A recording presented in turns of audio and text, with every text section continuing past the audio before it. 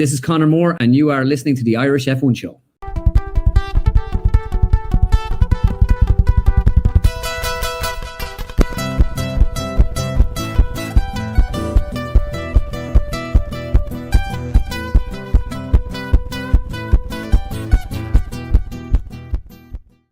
Welcome along to a very special edition of the Irish F1 Show. We do have our usual crew with us, with Richard Carney and Barry Rabbit. Gents, how you doing?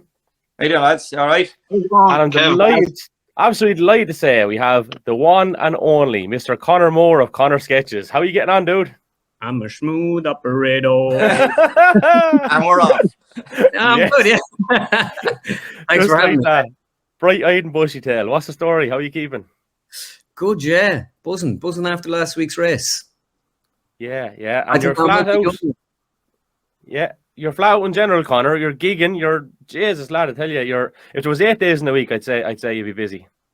Yeah, it's mad. Being involved in so many different games now is the mad thing, because like you're trying to follow golf, Formula One, like soccer, and then GA happens here and stuff like that. And then like I've been doing the live gigs like for the last few months, and then I just finished them there last Thursday.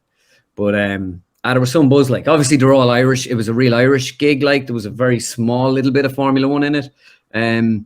But yeah, no, it's been great. Now I'm hoping that things I always keep saying, once I get through now this week and I get to next Thursday, things are going to calm down. They never calm down. It's like something pops up and it's like you're flat to the mat the whole time. Yeah, but sure, you wouldn't have it done any other way. That's it. Yeah, look, you're doing something you love, and I suppose there's probably days where you just have to pinch yourself and think to yourself, Jesus, how did this happen? Look where it's after getting to in such a short space of time as well. Like, yeah, do you know what I often say? Like there are big pinch me moments, but sometimes there's a pinch me moment like on a Monday, and it's about 11 o'clock, and you're listening to a podcast about like golf or Formula One or something, and then you are like, just this is my job. Like, yeah, technically it's 11 o'clock on a Monday, and I'm at work. I haven't had a Monday in about 6 years just doing this crap. Do you know what I mean? That's what I was thinking when you mentioned it, the time, because of course you have to research all of this. You have to be current. You have to know what's going on. And we know you from F1, obviously, but like you said, you cover all those other sports too. So that's the real work as well. I mean, in F1 they say that the drivers drive for free and they get paid for all the PR and other stuff they have to do. It's probably something similar in your case, is it? That the gigs and is the benefit you get out the other side of it, but the real graft is on a Wednesday at, like you say, or a Monday at 11 o'clock in the morning. 100%. Like, and even doing like I'm gonna I'll come out of the closet here and say that I'm a Drive to Survive Formula One. What would you call that, kid or something? But no, I did watch it years ago, about 20 years ago. I was like, I remember being younger and I loved watching Formula One, but then it just kind of, I don't know. It was all when Eddie Irvine and Eddie Jordan then were kind of gone and everything else. It was just, there wasn't the interest around here. No one was really talking about it. I kind of felt, well, not in the kind of zeitgeist of my world. And a lot of people ask me to do like, will you do like tennis or hockey, or when I'm in America or whatever, will you do these sports? And I'm just like, no. I've no interest in them. And if I don't have any interest in them, I can't fake it. Like I can't make content, because like you need to research all the stuff. I need to, like, I love, and it's not Formula One that made me fall in love with, it's not Drive to Survive. Watching Drive to Survive just gave me the idea. I was like, geez, these boys are like very interesting, and they're after giving me quite an insight into who they are. And it's hard to like develop characters in other sports because they don't say anything. And then like I was sitting there with my wife watching the Monaco Grand Prix, and it was like the 3rd episode or something, and I was like, we were looking at each other. I was like, I have to do this. Nearly more like that. But then I just fell in love with it from following it over the last couple of years. Like, I have to say, I think it's just amazing. And I've become like an F1 junkie. Like, I'm every podcast, every whatever. I'm always like listening to stuff. I'm watching stuff and like sitting down, having 3 TVs going on a Sunday. Like, and like, if I wasn't like that, I wouldn't do that. I wouldn't do it. Because I remember Ian Poulter told me about 2 or 3 years ago, I was doing a gig in his house. We were sitting there and he's like, have you thought about the Formula One, mate? It's amazing. These guys, I mean, some of these guys hate each other. I mean, it's like, it's a bit like golf. They can be honest. You know what I mean? They can just go, when golfers are all, it's sort of like golf is so respectful and everything else. And he's like, in Formula One, these lads, like, it gets wild. Like, these lads could like start fighting with each other and everything. And I was kind of going, yeah. But in my mind, I was like, I'm not into Formula One, so I'm not doing that. Like, and it's just developed now where I absolutely love the sport. But I was just going to say, Conor. Sorry, I was just going to say, Conor. It seems like golf was your first sort of love when you got doing the sketches and stuff like that. Have you fallen more in love with Formula One than golf, or is golf still every bit as present? It's a weird one. Like, obviously, I started off doing all the GAA stuff and the Irish stuff, and then I dipped my toe in soccer and I started doing Klopp. And kind of when I did Klopp, I got a job doing it. And then it was about a year into that, that I did the golf. And like, again, now, I wouldn't have been a mad golf fan. No, I was a fan of golf. I'd watch all the majors and the Players' Championship, like when the Masters would come every year since I was a teenager. I'd buy a load of like junk food and stuff for the house, and so I was always into it like that, and I liked playing it a bit. But with that, then when I got into doing the impressions of it, like I really fell in love with golf, and now I'm like just kind of addicted with everything about golf.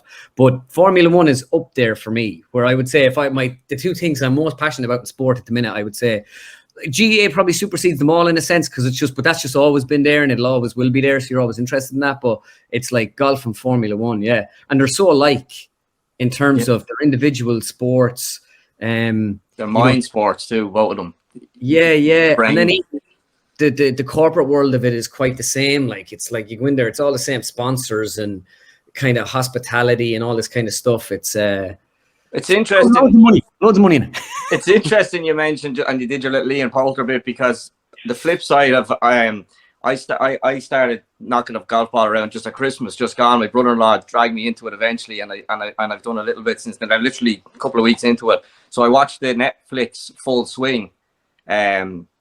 It's the drive to survive of golf ultimately, and I suppose I can see exactly where you're coming from, because if you'd have done that Poulter thing last November, before, I wouldn't even know who he was or what he was about, or if he's a golfer at all. So I suppose that's what happened to Drive to Survive fans, just on the F1 side.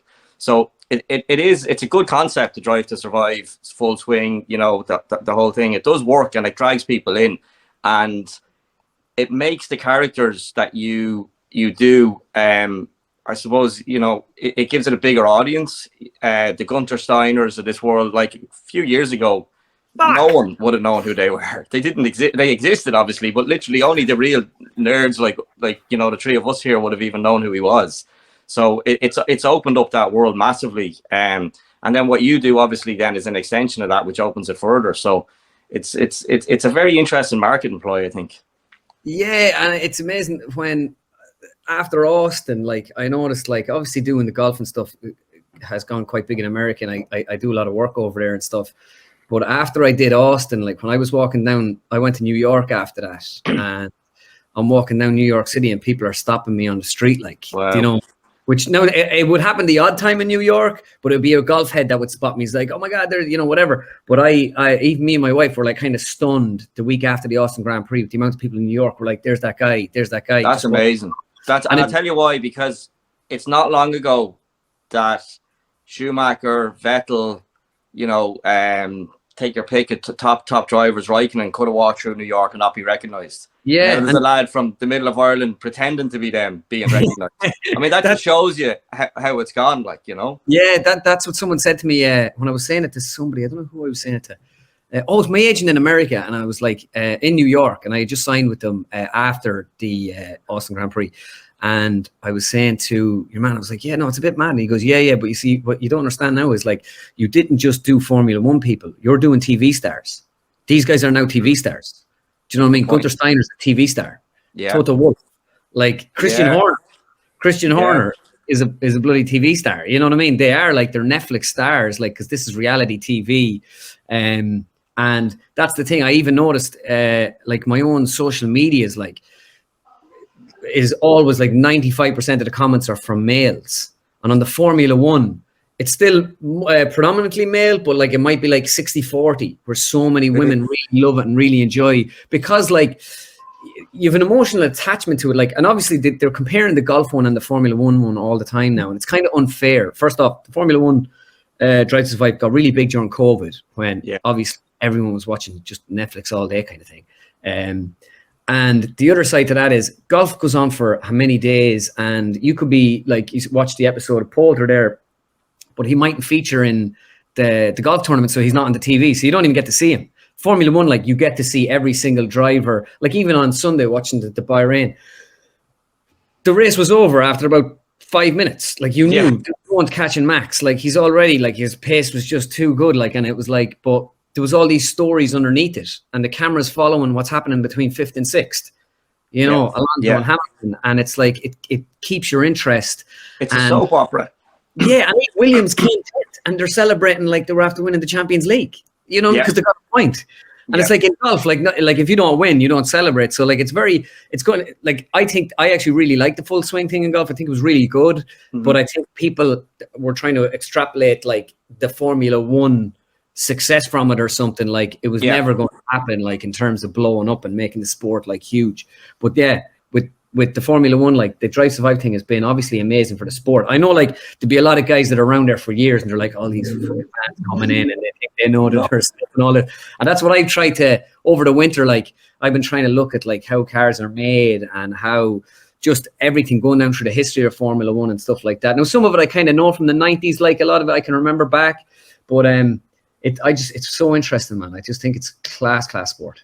Conor, can I ask, in relation to something that you touched on there with, you know, we'll say Williams knowing what success means to them and how relative it is, and, you know, how their goals are different to Red Bull and how they're comfortable with that. Like, if you take GA by comparison, I'm a big GA nut as well. So is Richie, Barry not so much, right?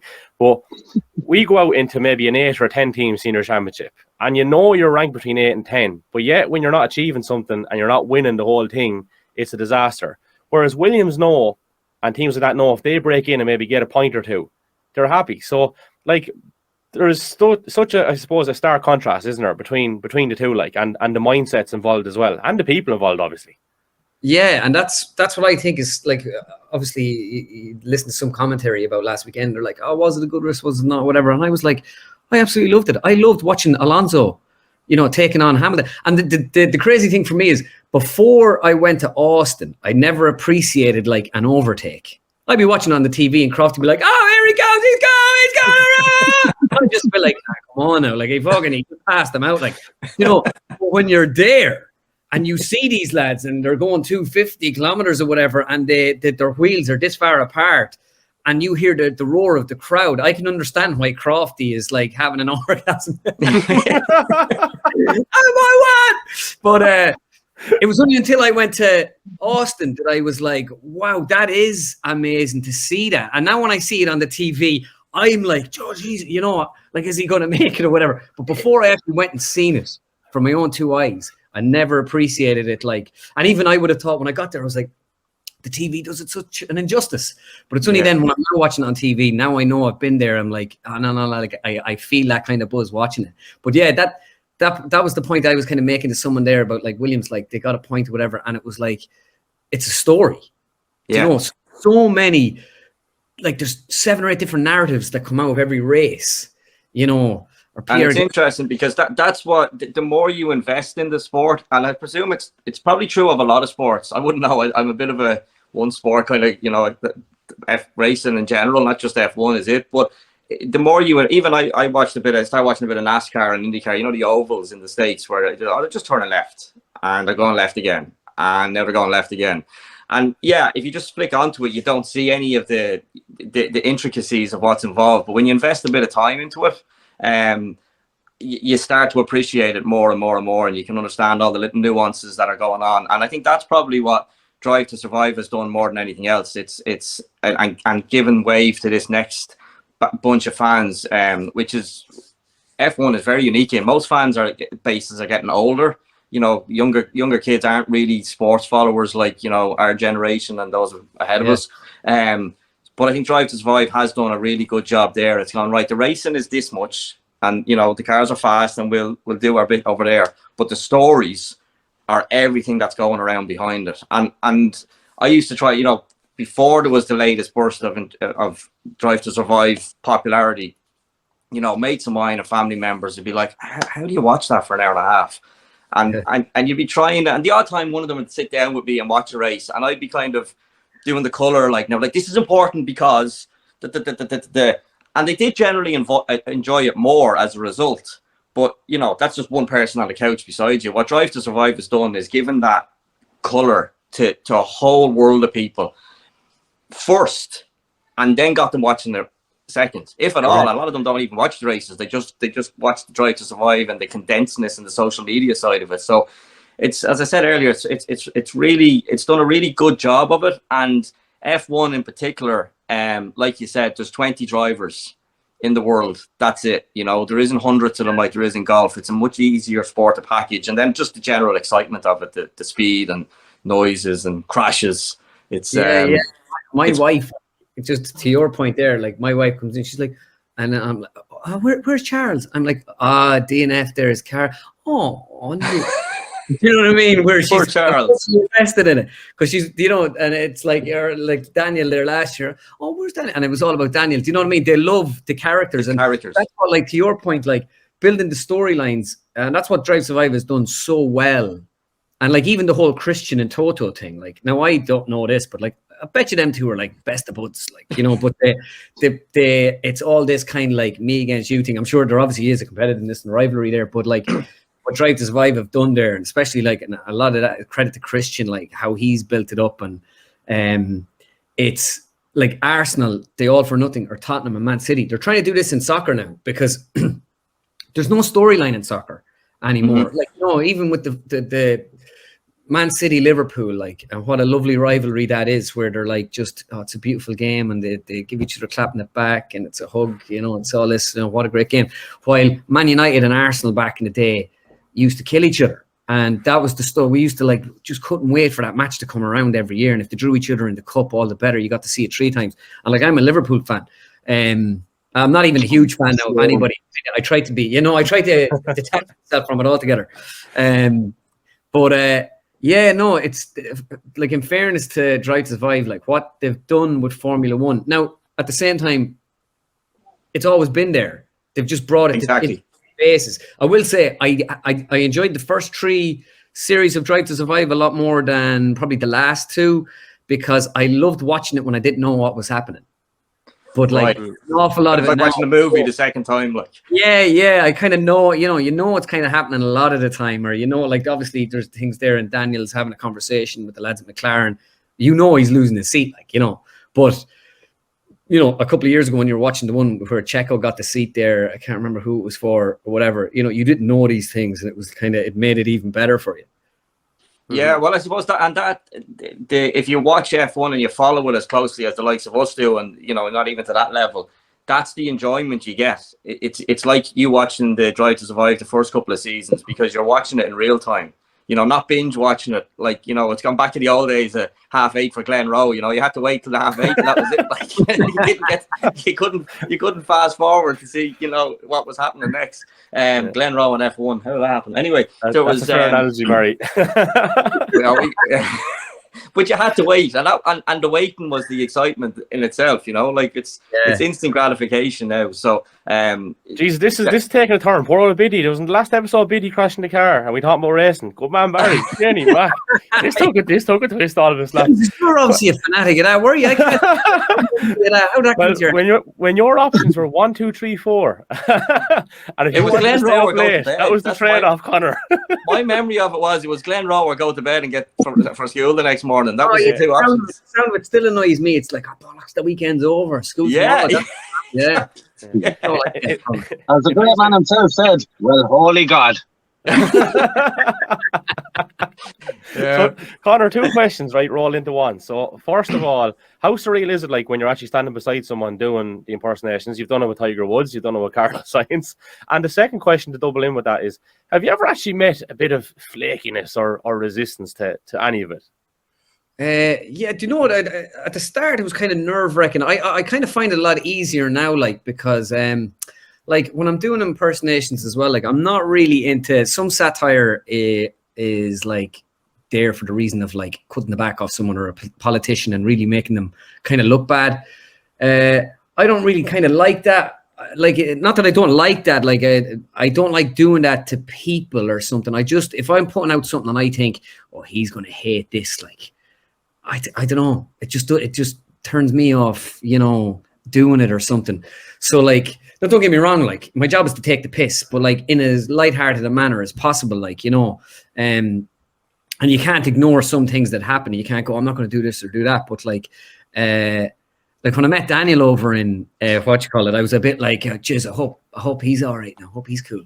And he was, because like obviously he'd like he was losing his seat, like, and he wasn't like going a mile. And my whole thing was like, he's always smiling. He's like, yeah, you know, I just always a DNF. It was great, mate. You know, like, because I was so happy. And then I was like, oh. And I met him, like, he was so cool. He was actually the kind of coolest out of everyone, because he wasn't like, oh, I love it or whatever. He was like, oh yeah. And then when I walked, I was like, say shit about me. You get to see what happens. I seen that.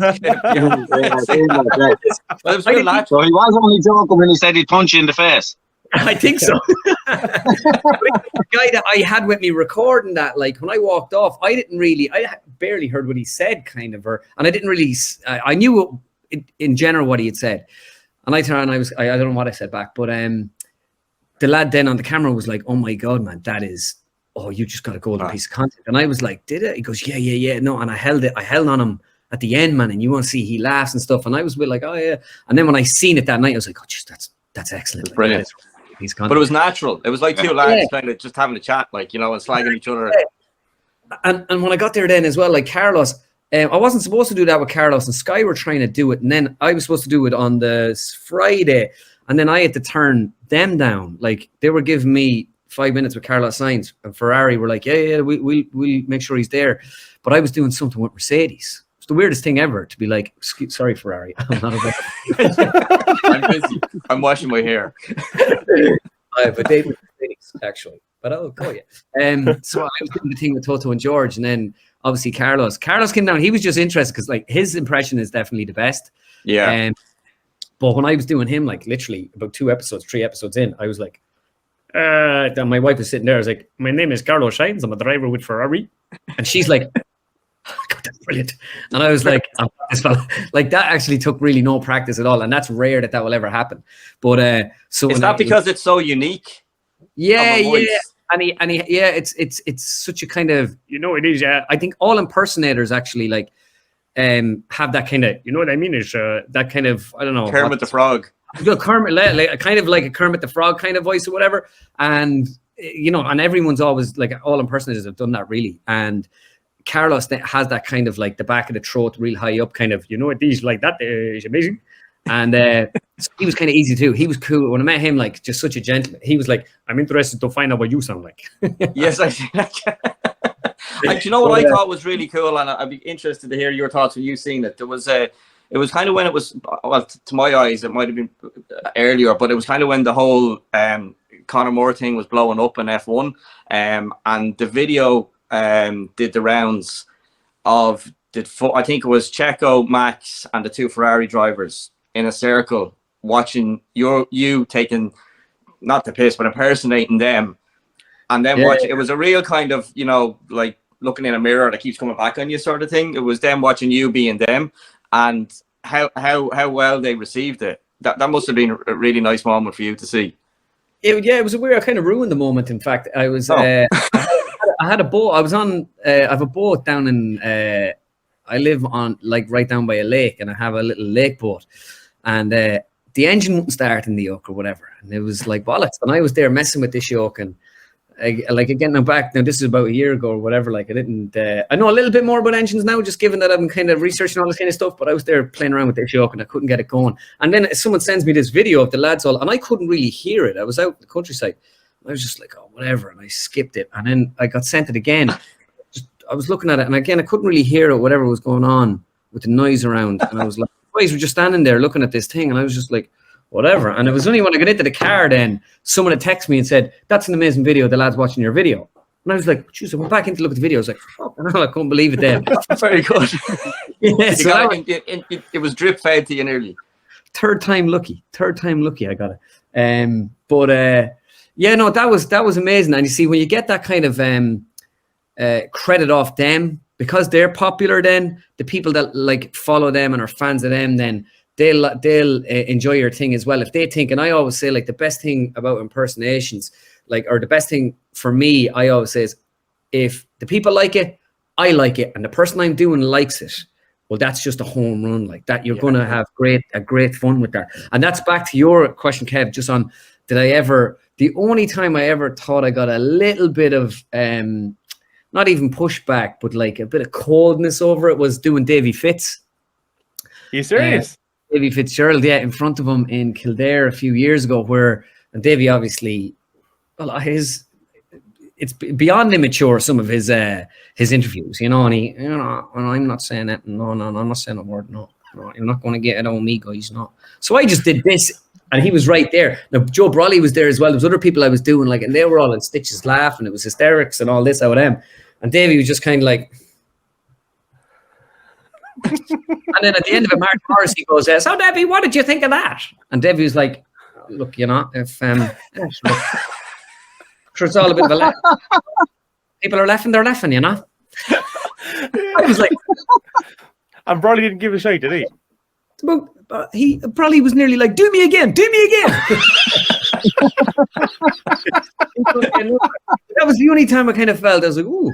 And I wouldn't mind have gone on to do Davy way worse now, like, but I think no matter what, even if I tried to lick Davy's hole now, I'd say he'd still have a problem with it. He seems like that sort of a fella. Like I don't know him personally, but I don't think he'd take too kindly to anybody says anything about him. He's like, so.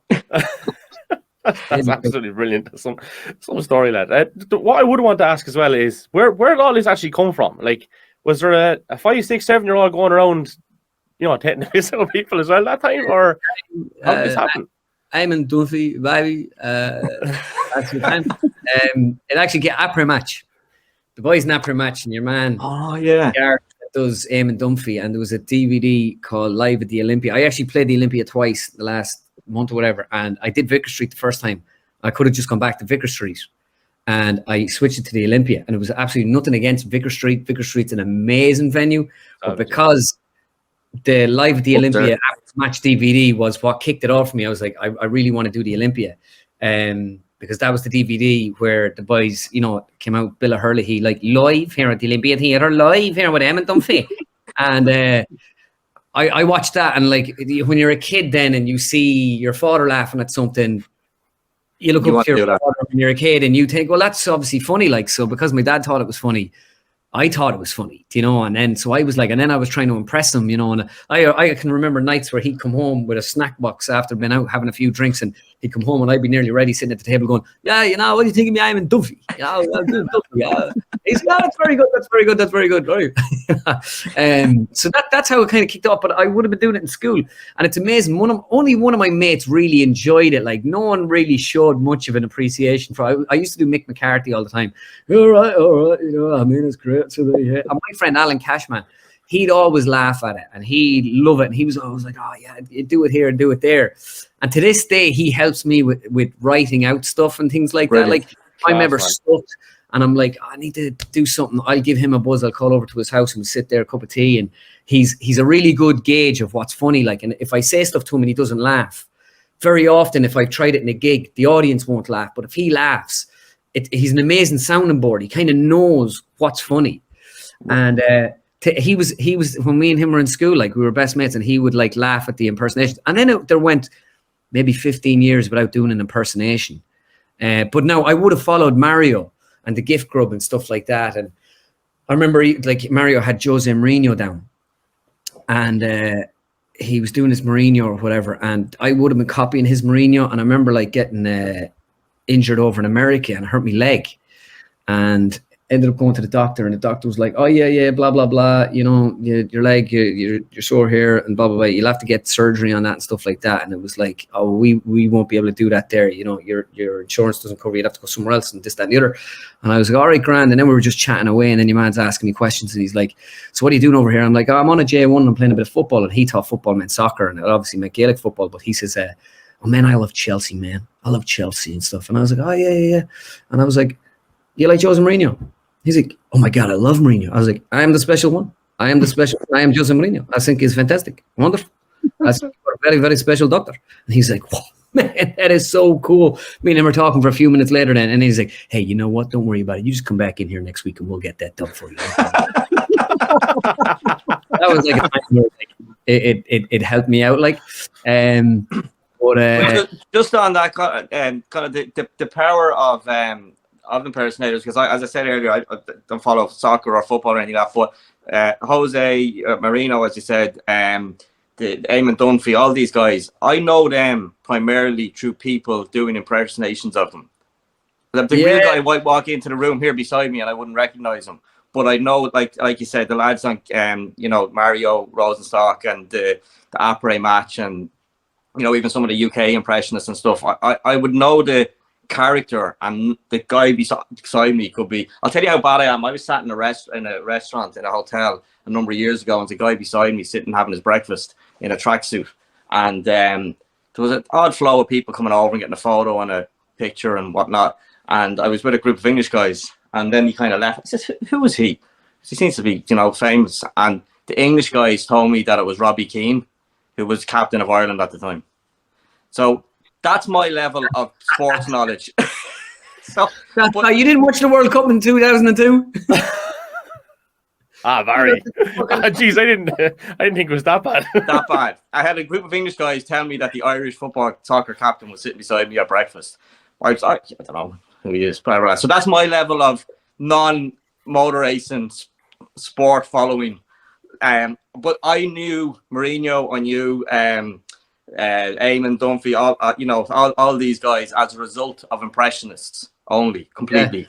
Sure. Roy Keane even, Even doing I do Gerlach Nan, who's Gerlach Nan is like the former Clare manager, and I remember the first time I did him, and all my mates were like, "Who's your man?"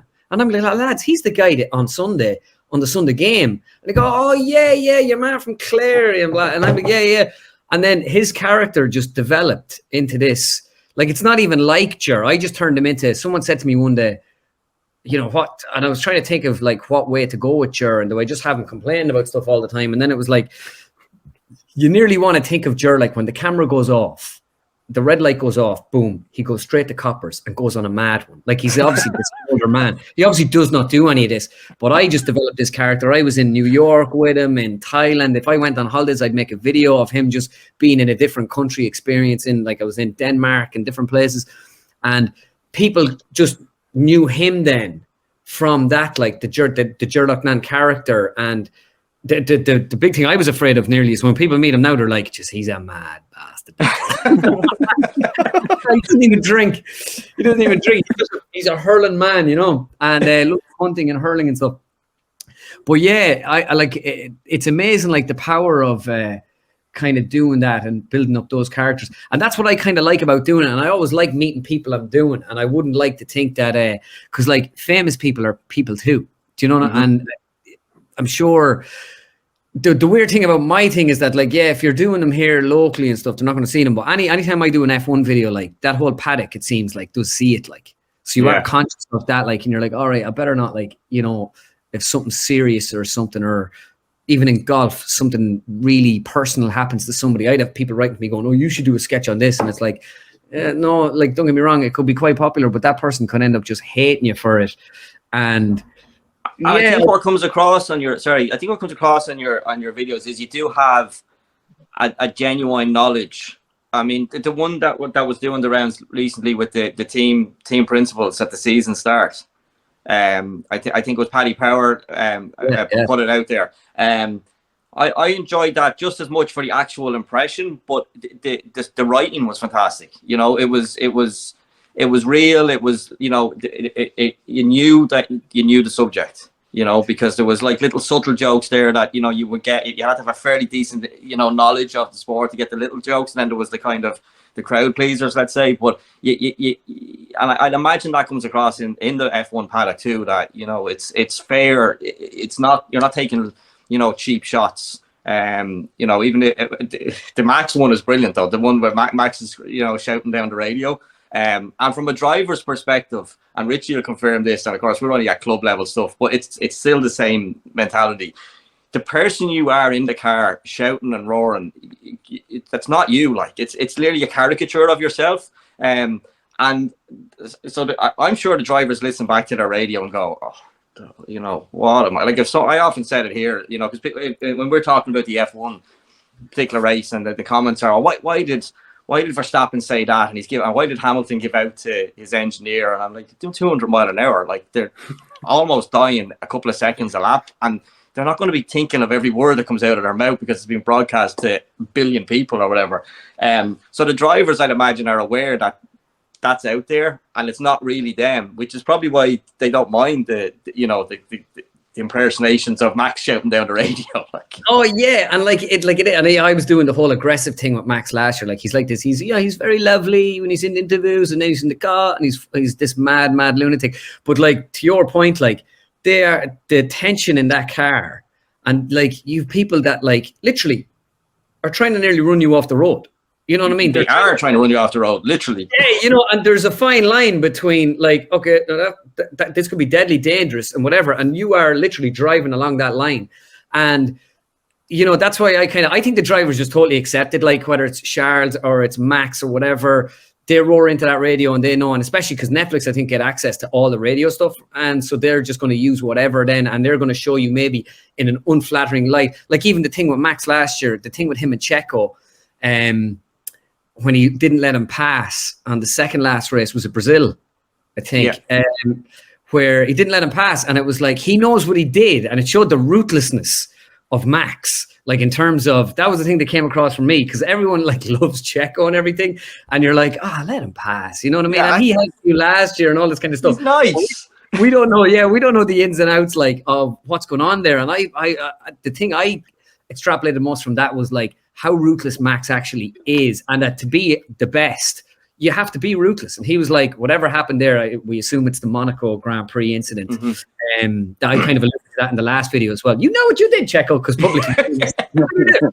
that was one of the subtle ones that I was talking about a second ago. You didn't have to say it was because of what you did on the entrance to the tunnel by spinning the car on purpose. You didn't have to go into that detail. It was just, you know what you did, and everyone who really follows the sport was like, he's totally talking about Monaco. Yeah, and if I'm going to do it, like that's, I like I was saying earlier on to that point, that like I have to really enjoy it, like, because like what I was saying there about on a Monday, listen to these podcasts. Like if I have no interest listening to a podcast, or someone says to me, all right, we want you to do the MLS in baseball, and I'm like, all right. So the first thing, like it took me like 9 or 10 months to put a Formula One video out between watching the races and the sport to learn more about it. Like, and I'm still learning more about it. I'm trying to learn more about the inside of the car and like the effects of downforce, and even like the mechanics and the different like concepts that the teams are coming out with, like in terms of the shape of the car, the aerodynamics and all the rest. And you see what's happening with Mercedes, because like if I come on this with you, like I don't want to you to be kind of talking to, and this going over my head. And then when I'm doing a video, then like you can kind of cater to every audience, where you're doing those like little insider jokes, and you're doing the stuff that, like, let's say the casual Drive to Survive fan who's not really following stuff like religiously, some of them only find out what happened last year, next year, or this year, next year. There's stuff happening this year that they won't even know happening until next year, but they love Formula One. So yeah, no, definitely. That's why like I really love it. Like even me and my dad there, sometimes now we flick on, like, because he'd be always on to me for years about Senna, and I'm I don't know, for a long time, like I'm obsessed with him because I'm getting into it now and I'm watching it and stuff like that. Like obviously I knew like bits and bobs about him and stuff, and it just keeps growing. That's the thing. It catches you, and and the more invested you're in it, like the easier it is just to follow it then. And it's like, I'll get into the car and I stick on a podcast, and then it's like I write something down and it's like, oh, you mightn't use that today, but I might use it down the line. And yeah, like even after the last race, I was like, I could have done a good video, I felt, but we just moved. We're kind of moved into a house before we moved into our house. So we're moving and I was unpacking and everything. I didn't have anything set up, so I didn't do it. But then I just wrote the stuff down and I'm like, all right, I'll just use a lot of that for the preview of the next race. I'll probably do another team's meeting or something. Like just like obviously Mercedes, like it's crazy what's happening there. They're like talking about scrapping the car. It's like the first race. They're fighting internally now as well. I was reading Hamilton is kind of giving out to the team for not listening to him. Yeah, and I think Lewis is like, I was watching him all last year, and he seems like a man that's just about to blow. He's like, oh man, I'm so grateful for this car that can't go fast. and he's ready to kill everybody, but he just keeps trying to convince himself, oh man, I am so grateful. I'm so grateful. Grateful for this. And you know the way when I'm doing the grateful thing, I don't know if he would, I don't know why he thinks of it. Like, I didn't meet him when I was over there. Lewis was kind of that guy where when he walked by the paddock, Carlos could walk by you, Max could walk by you, Checo could walk by you, and it's like, oh my god, there's Max, there's Checo, whatever. When Lewis walked by you, it was like you seen Lewis from 100 yards away. You know, it was this, you know, and there's a couple of big boys around him and stuff, and it's like he's the Muhammad Ali of this kind of game. Yeah. And he's always on that grateful thing. It's sure you boys know from us being Irish. You imagine being down the pub and one of the boys going, I'm just so grateful. I'm just so grateful. Shut the fuck up. You know, so what I do when Lewis is doing the grateful thing, I'm always kind of like, I'd be thinking like, what would I be saying if that was one of my mates? Like, thanking the crowd for, you know, no matter what question they ask him. You know, the front wing is falling off your car. It's on fire there behind you, Lewis, and there's people running to it. I just like it. You guys are great. You guys, and you're like. He says, I will say one thing. My respect from shot up through the roof after, like obviously you have huge respect from anyway. But I thought like you see fellas that lose and how they can react when they lose, and what happened like to him with Abu Dhabi. Like it was what happened to him with Abu Dhabi. Like imagine that happened to anybody. Like you just like that was him breaking the record for 8 world championships, like to go out on his own and everything. And he just stood there and went, oh, "Congratulations to Max. He drove so good, and I'm just so grateful for the fans." And I was like, "Wow, yeah." Like you've been interviewed about 3 minutes after this finished. Like I'm kicking the car, I'm going over. I'm grabbing the helmet, I'm beating it off the Red Bull car. I'm like, you know what I mean? I don't know how he kept it together. And that's when I was kind of like, maybe this guy isn't kind of, I know I'm saying, oh, he's going crazy and stuff, but maybe he isn't like, he has just such a good head. I will say one thing, in terms of a role model or something, like, you couldn't like get a better guy than Lewis.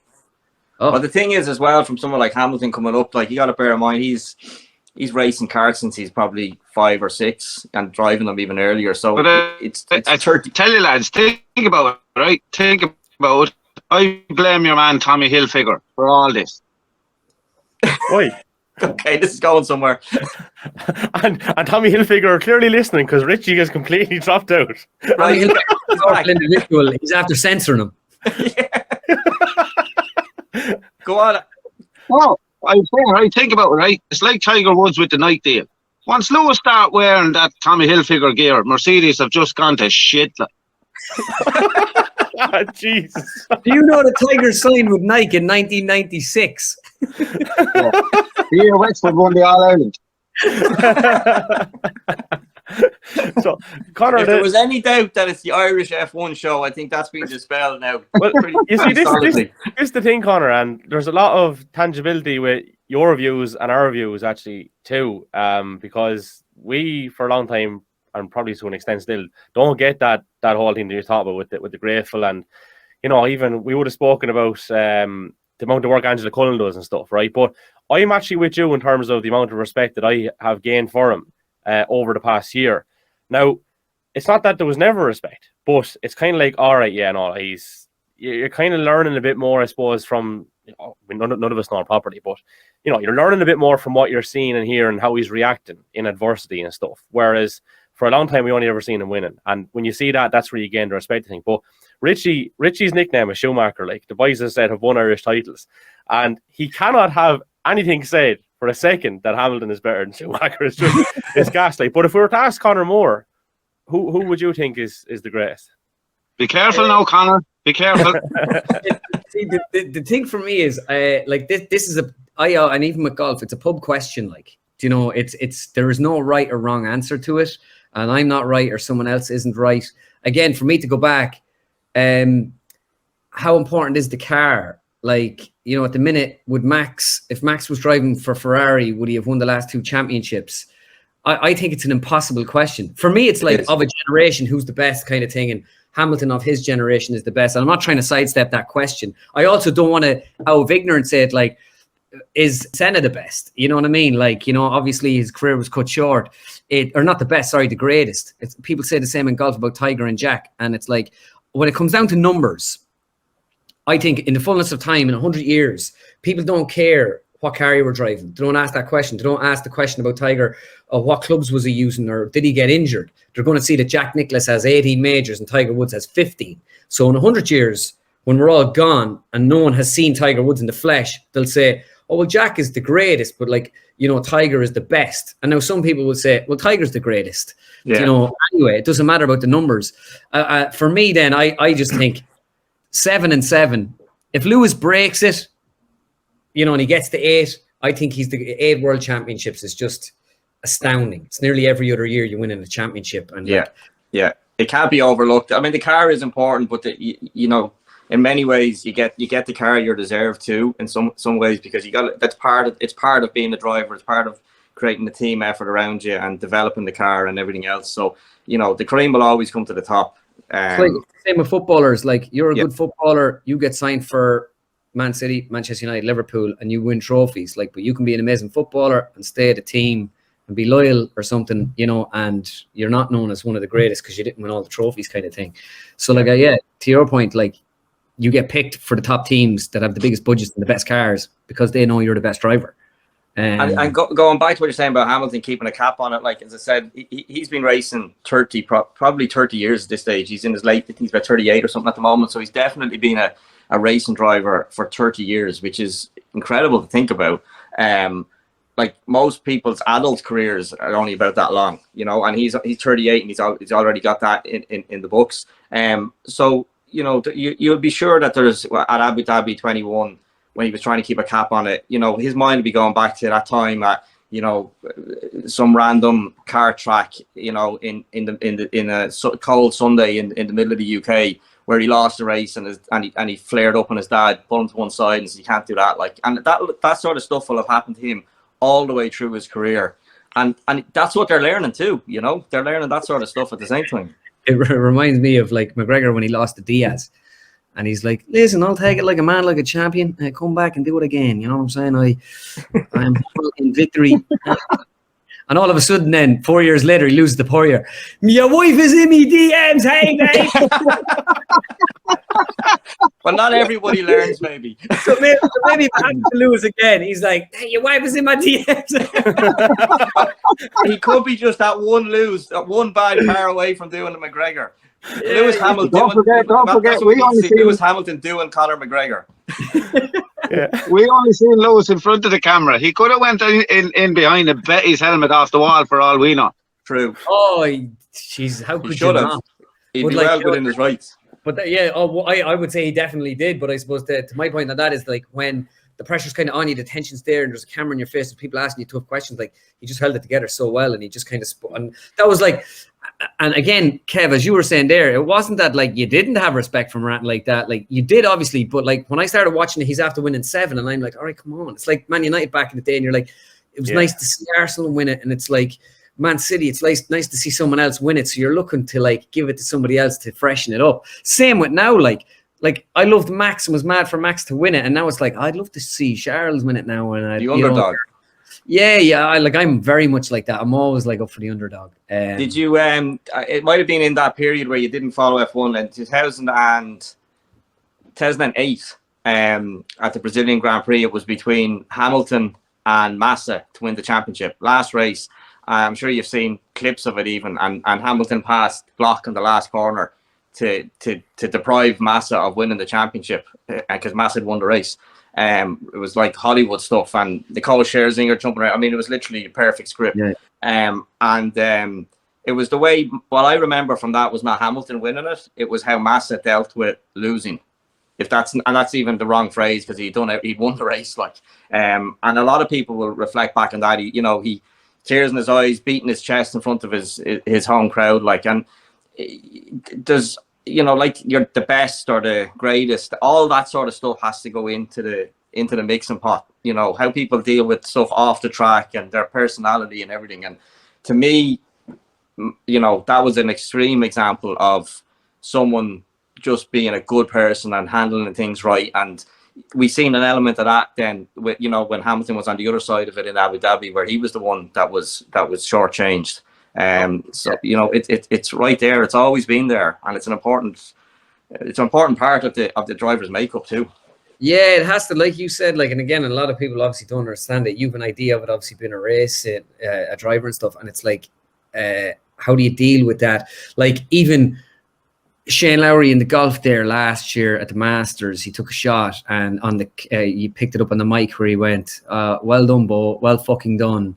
That was a great call there, whatever. So he gave him like a yardage, or he gave him a claw. I don't know what happened there, but everybody's like, oh my God, he spoke to him like that. And I'm like, he's at the Masters. Like, Shane may as well be in an F1 car. The tension is pretty huge. Every shot, like for a driver, every turn. Did I lose ground on the field? Am I gaining ground on the field? It's so bloody tense. These guys get along great, but they're grown men, they're competitors, and they're going to vent. And it's like, of course, it's kind of, I remember being very like surprised with it. And even when Shane and Bo, like, this parted ways, a lot of people were talking about that incident. And like, if you know, like, talk about like drivers talking to their engineers, like, there's some guys that'll be golfers, and the way they get thick with their caddies, because like the caddy is important and gives them, you know, advice, and is like, you know what, no, I wouldn't hit your 7-iron, hit your 8-iron here, you know what I mean, your adrenaline's up, and then you go short of the green, and you wanted to hit a 7 but you hit an 8, and now you're short, you're like, good your fault. Yeah, do you know, so he's hardly going to say to him, hard luck with that one, boy. Yeah, you know what I mean. It's only for £1 million, like, don't worry about it.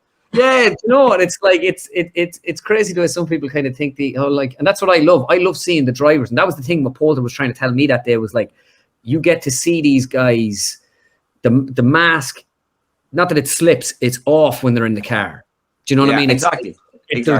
It's so tense, and they come off the track then, and if someone's done something to them on the track, they'll walk right into their pit and just say it to them, and it's like this sort of, and I remember just being there going, yeah, and it did stick with me what he said, but at the time I was so into the golf, and I was like, I can't pick up another sport, and because like, again, it's nearly too many sports to follow, but like now the great thing about Formula One was that, like, yeah, I just love it. Like, I'm interested in all these little storylines. I'm interested in hearing the team radios. I'm interested in, like, that Sky. Now, I do work with Sky, so it's like, not that this is a shameless plug or whatever, but like, I press that red button there at the weekend, the Sky Glass, and you can see everybody's onboard thing. You can follow, like, and then they'll tell you, like, go to the battle station. So it's like, okay, yeah, Max is winning. He's probably going to win. We might go back to that if someone gets close to him. But here, let's watch George and Alonso for a few minutes. Down here, and that to me is as interesting as anything else, and that's why Formula One as a sport, it's just so much easier to follow. And every week the same guys are involved every week, and the same guys are usually in that top 10 roughly, and then it obviously interchanges at the bottom, and that's all interesting too, because lads are like literally possibly going to lose their seat. And there isn't, you know, they don't just drop down and come back up again. I mean, you're out. That's it. You're yesterday's news, and there's someone else in to take you. The Hulk. Well, yeah, he's like the ultimate comeback. You know, he just keeps appearing back, and you're even this weekend just gone. You kind of forget that he actually has a full drive now. He's not there just for a weekend. He's going to be back the next day too, which is. Sorry, lads. Hey, stop. Right. They're back now. He's welcome. He's welcome too. We've had a few people barking on this show previously, and they weren't dogs either, funnily enough. But Conor, you've been brilliant with your time. We really appreciate you giving up your time and coming on and having the crack with us here, right? What is actually next for you then? What's the next few weeks and months looking like? The next few weeks and months, I'm in Florida next week doing a bit of golf work, doing a shoot. I'm back, and then over for the Masters, and then it looks like I'll be at the Miami Grand Prix. My uncle and I have a bar in Fort Lauderdale, so I'm going to go down and stay down there for a few days and go to Miami. And then I'm going to Monaco for the first time. What's happening, really? Oh, so quite enough then. Just Florida, Miami, and Monaco in the next few weeks. Is that it? Quite a few months ahead, huh? What a boring life you have.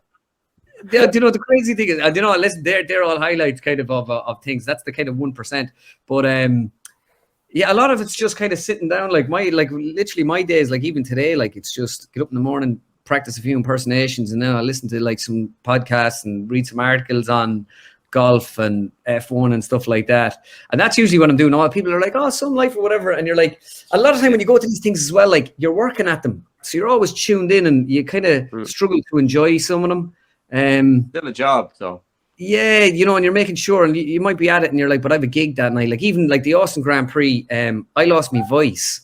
I was supposed to do the grid walk with Martin Brundle, the actual grid walk. But we were going to make a bit of a good video with Sky Sports where we'd come along, and I'd be on the grid as different guys and whatever. And I was out on the Saturday night, and like I won't lie, I had about 4 or 5 drinks, but I wasn't like jarred or anything. But had 4 or 5 drinks, and I was at a party where there was this band playing, and it was just so loud, and I was like shouting over people. I was like, oh yeah. And my voice, I have a pretty weak voice. Like I did 3 nights in a row in Mullingar there last week in gigs, and I lost my voice for 3 days. And I just got it back on the Thursday. It was just about back on the Thursday to do the gig in the Olympia. And I couldn't speak to anybody. Like my wife, she vocal rest. I was like, didn't speak. So I didn't do the grid walk with Martin on the Sunday. But like Stefano had given me these passes. What a name drop. CEO from Bang. I didn't mean to do that.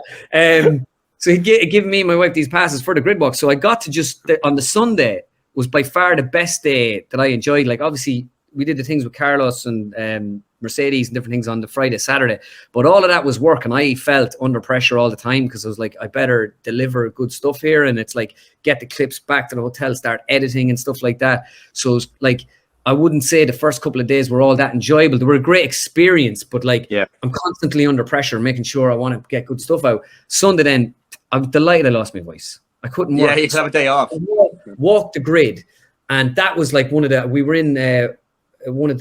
in this kind of we were in the pit lane actually, this bar in the pit lane. We were right next to Hats, and we were just watching Gunther and that, so they would come in, and we were there. And I remember that day after the race, that was like really a pinch me moment. That was like I said to my wife, I was like, I think I love this sport, like, you know, and the sound of it and everything. I was like, this is just amazing. That was the day I realized, I was like, oh my, like I was so glad I got to go over and watch it, like, and see it, like. Well, wait till you get to Monaco. I've been lucky enough to be at Monaco, and it's just like nothing else. It really is. Make sure you get it. You pencil a bit of time in, if you can, to just, you know, getting out around the circuit and experiencing it. You know, the cars that up close, and the atmosphere and the whole parky, you know, ness of it all. It's absolutely incredible. I can't. I'm actually not really working, which is great. I'm not like I like at the minute. I could get roped into something, like, you know, when you're there, people, and the hard part for me as well is that, like, doing impersonations, I don't mean to be rude to some people when I get over there, because everyone wants an interview off you because it's such a handy piece of content. Okay, you're meant to be 5 questions there, and that'll get us views, and we'll look great, like the boss, a great video there, you know, whatever, you got certain amount of views. But like the more of them I do, the more people are like, oh, you're mad. Because I felt I was teetering on the edge, of doing too much in Austin. Like if I went back to do another Grand Prix and work like that, like I'd just be like, here, 1 or 2 pieces of content max. I was like, we're not doing 5 or something like that, because you know the way people are on social media, they can get sick of you fairly quick. And if you're not coming up with brand new stuff all the time and keeping that fresh, they'll call you out and they'll be like, oh, this fella's at the same old, you know. And that's what I kind of find is the hardest thing about the job. And that's why you need to do so much research, because you just have to keep refreshing the thing so that, like, it's at least after you see these impersonations 4 or 5 times, it's not that funny anymore. No, it's the writing though is the important bit. Once you get and that's like, we actually had a quick chat before you came on, and we said that we didn't want it to be a kind of performing monkey kind of, oh, I'll do Carlos, I'll do such, or you know, because we wanted to get to see the person behind all of them, you know, because I'd imagine from your point of view, it's just, you know, people wheeling you out and putting you in front of the camera saying, right, do this guy, okay, thanks, go away. It's sometimes, in fairness, in podcasts now, not as much, kind of like, because it's kind of not as much, but I find like just doing them, having a chat like this and then just bringing them in naturally is the best way. And this has been a great podcast. To be honest with you, I thought this podcast was amazing. Kim thought it was really good. Do you mind if I go, guys, because I have to take a shit? I was literally going to ask you, have you got a Kimi Räikkönen? And there it is. Ah, super. Did you see Vettel doing Räikkönen years ago? Yeah. I seen Vettel doing he did Carlos last year at some award ceremony. Someone sent it to me and he was like, oh, my name is Carlos Sainz, I'm a driver. Yeah. I was like, he's watching. Yeah, he's been watching. Super stuff. Conor Moore, thanks a million. Really, really appreciate your time. Thanks for coming on the Irish F1 show. All right. Thanks a million, boys.